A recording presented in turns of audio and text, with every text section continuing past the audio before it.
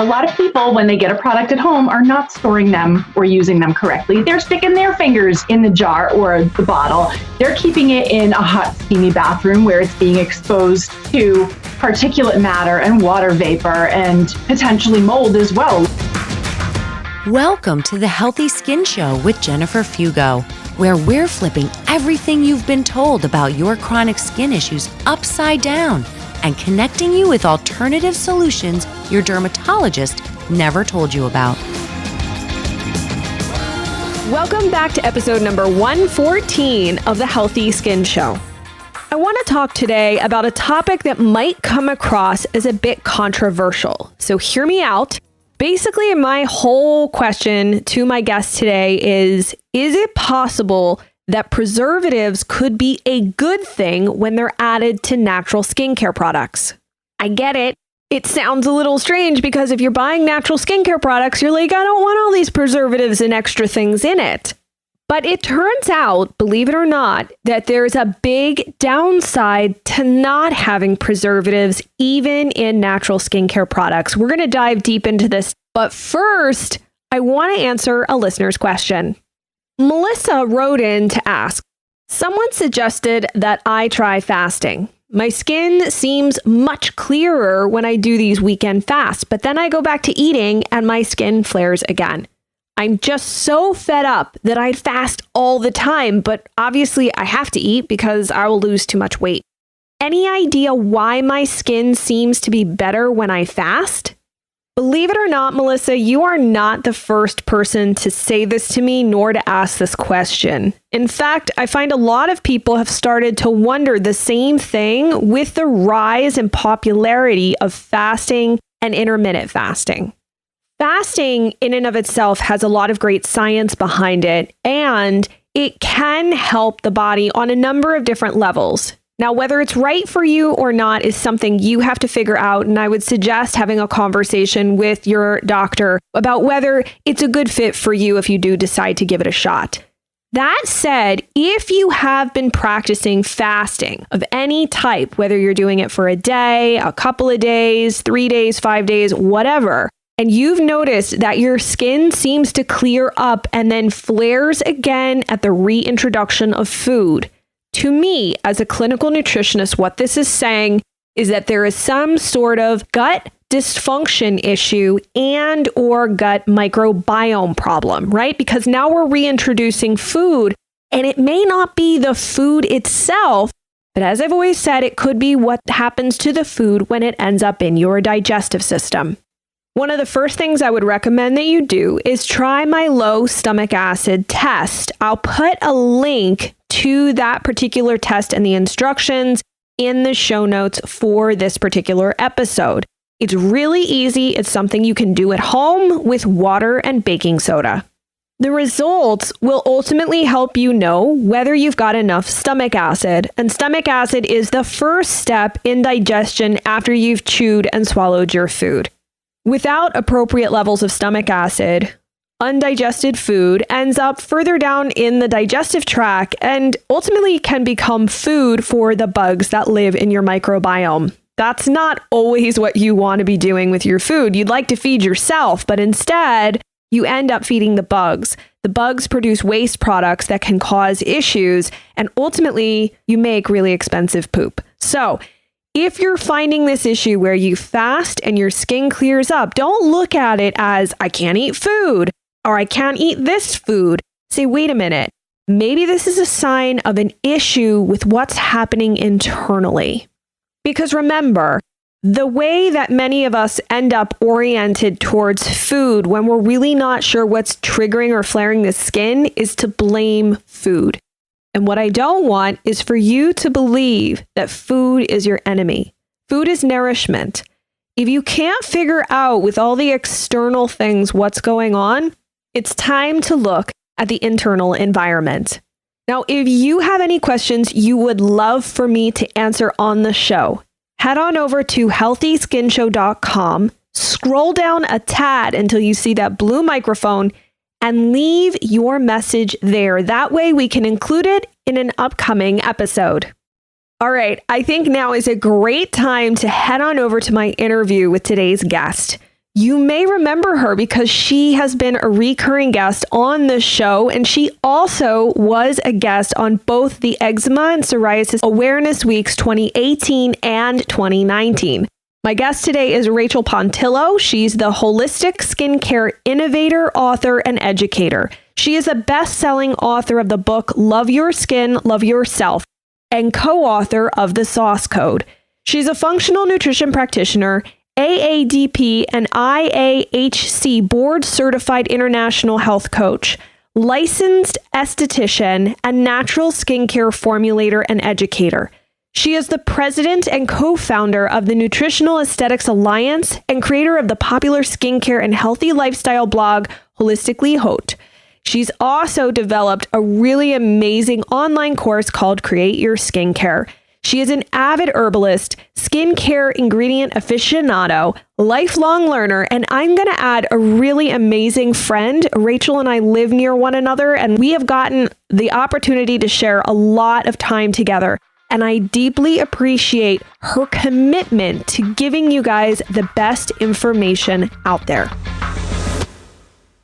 Thank you so much, Rachael, for being here. I really appreciate it. And I think the first question I have for you, because I saw a Facebook post where you were, I think, in Whole Foods. Yeah. And you were in the skincare aisle checking things out, and you saw something that kind of horrified you. And I think This is a great conversation. So would you mind sharing with everyone what happened and why you were so horrified in the skincare aisle at Whole Foods? Yes. And I love this story. And thank you so much for having me on to talk about it, because I think people really need to know about it. So I'm shopping at Whole Foods with my daughter, and my daughter is so into skincare and makeup and everything. She's my little mini me. So we're just opening testers and we're looking, and I open one tester and I notice it's a cream. It's separated. There is a puddle of oil on top of the cream itself. It's in a jar. And then there were some black specks. Oh. So I'm like, that's not good. So I close the jar and I just flip it over and I look at the ingredient list. Not only does the product contain herbal ingredients, botanical ingredients, which, hey, we love it. Herbs are fantastic for the skin. But it contains humectants, so water-containing and water-attracting ingredients. It had aloe vera in it, it had honey in it, and it also had things like flower waters and definitely some sort of herbal tea infusion ingredients, which, again, beautiful for the skin. We love them. But when you have water in a product and plant matter, that's like a microbial smorgasbord where all the little pathogens, the bacteria, mold, and yeast are like, yay, food for us, woohoo. So these products have to contain a preservative. There was no preservative on the label. And quite frankly, there wasn't even an adequate emulsifier, which is the ingredient that's used to actually keep the water and the oils bound together in a uniform consistency.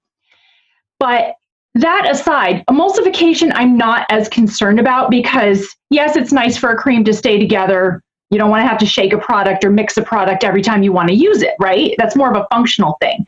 But when a product doesn't have a preservative, some of the signs that tell you that contamination has happened, one of them is separation. And definitely black specks indicates some sort of microbial infestation that has happened, which obviously is a big problem. Now, with a tester, obviously that is a jar that people are sticking their fingers in and trying on, and this is not a sanitary situation.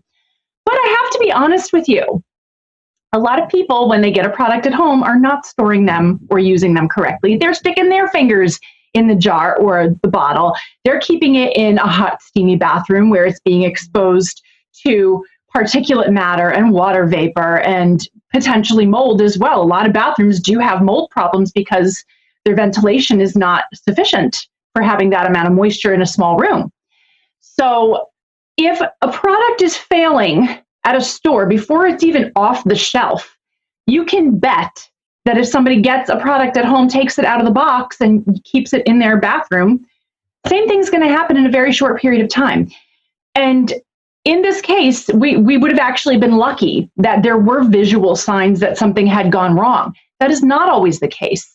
You're not always going to notice a separation, a change in consistency. You're not always going to see specks or fuzzy mold, or sometimes the mold kind of just like sits on the surface and kind of like algae on top of water is what it would look like. You're not always going to see that. You're not always going to smell something is off. Sometimes the product can look, feel, and smell perfectly fine, but contamination has happened and you won't know until maybe you get a rash or maybe you get an eye infection.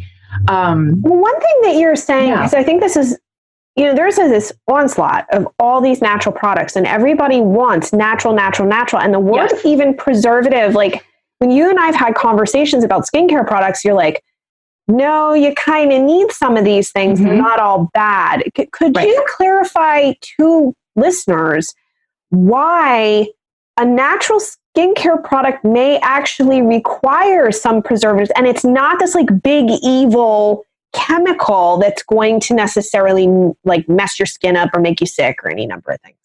Yes, absolutely. So any product that contains any type of water, it does not have to be water itself. It can be aloe. It can be a hydrosol or a floral water. It can be an infusion, which is basically an herbal tea.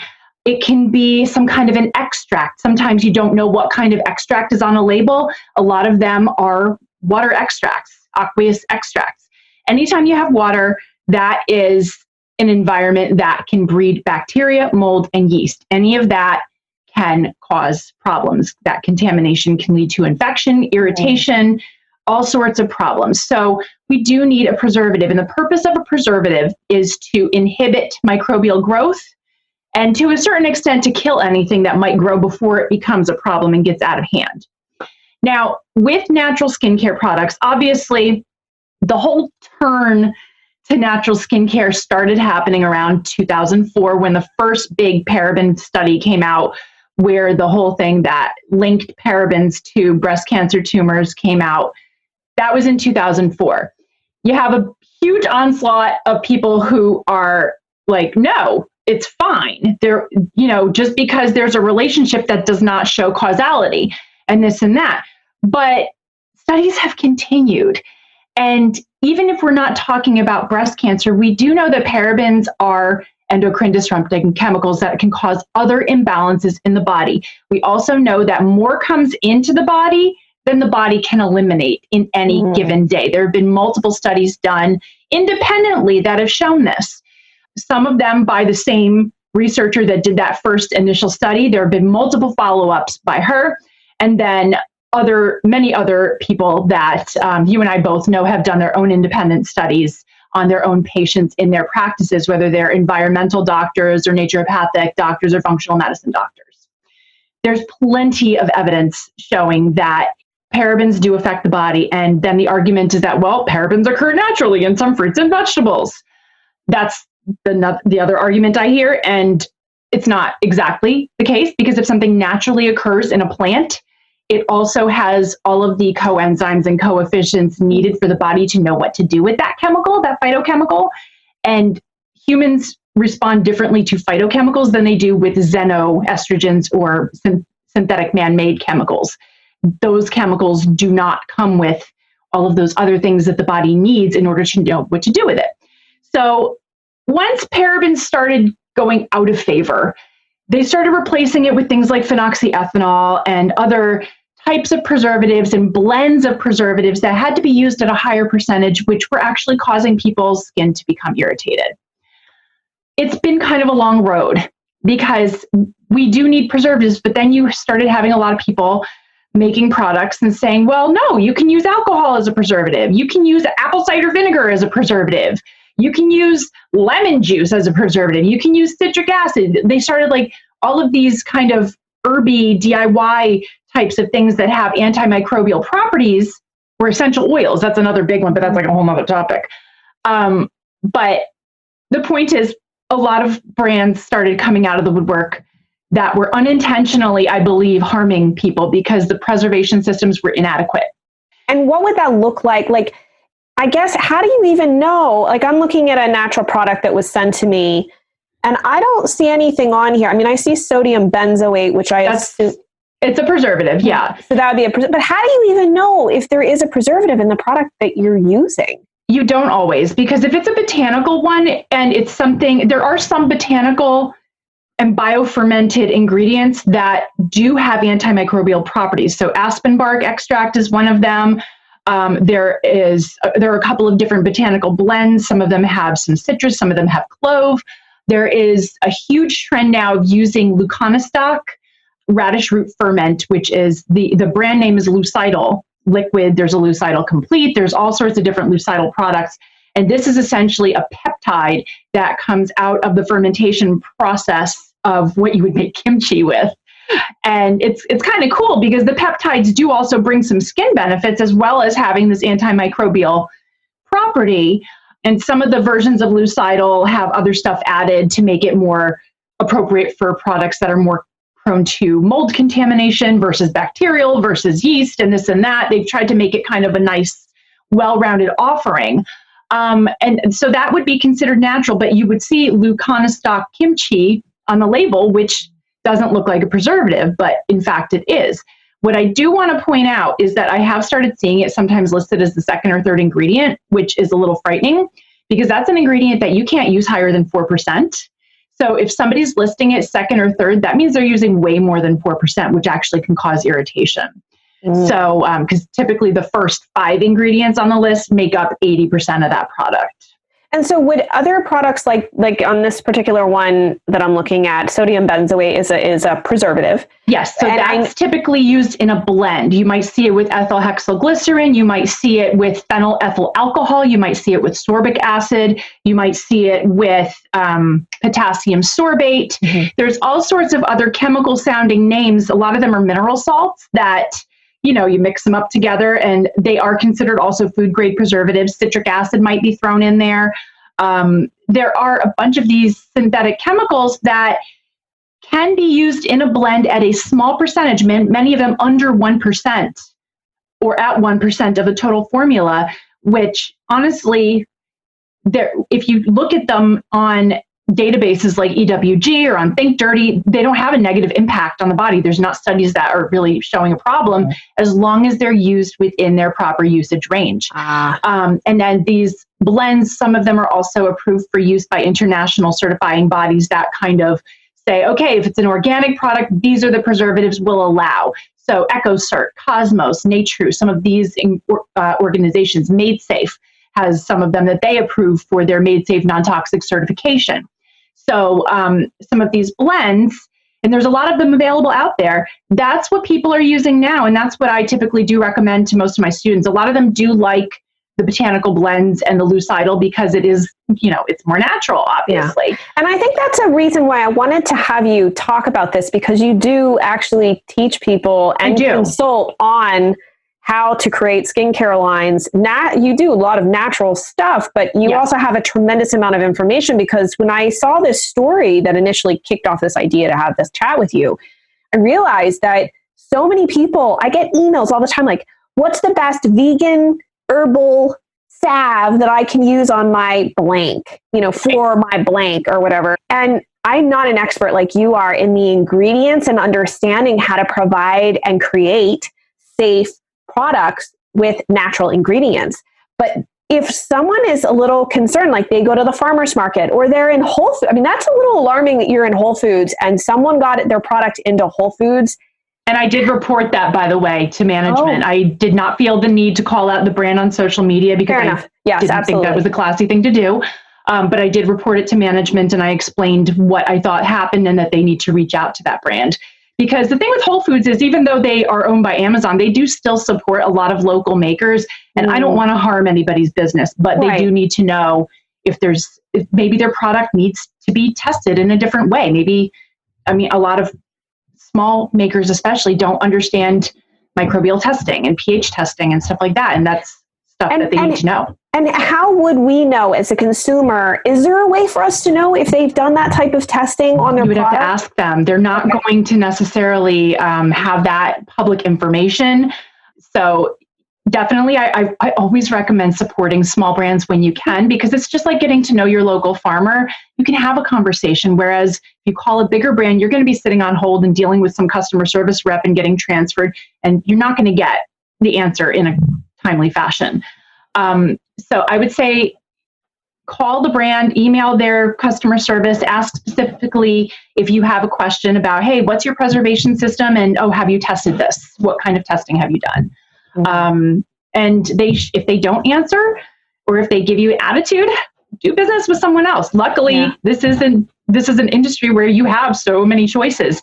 And I also want to encourage people to reach out to their local estheticians and herbalists who might be making custom formulations that are specifically for you.